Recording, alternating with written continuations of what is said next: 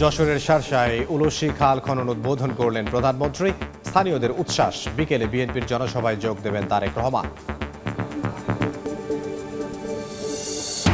৯ বছরেও আলোর মুখ দেখেনি কেরানীগঞ্জের ঝিলমিল প্রকল্প। অনিশ্চয়তায় মধ্যবিত্তের ১৪,০০০ ফ্ল্যাট তৈরির স্বপ্ন, নতুন নকশা তৈরির ভাবনায় রাজুক।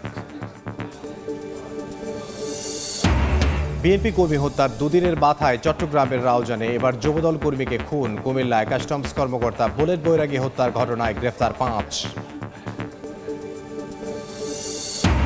বাংলাদেশ থেকে শ্রমিক নিয়ে দাস প্রথার আদলে বিক্রি, চাকরির কথা বলে গাইবান্ধা দিনাজপুরের যুবকদের কম্বোডিয়ায় নিয়ে অকথ্য নির্যাতন।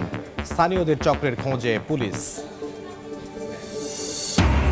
এবং বাংলাদেশি শিক্ষার্থী জামিলকে ধারালো অস্ত্রের আঘাতে হত্যা বলছেন আইনজীবীরা। বৃষ্টির খোঁজে চলছে তল্লাশি, মরদেহ দেশে পাঠাতে সহায়তা করবে দূতাবাস।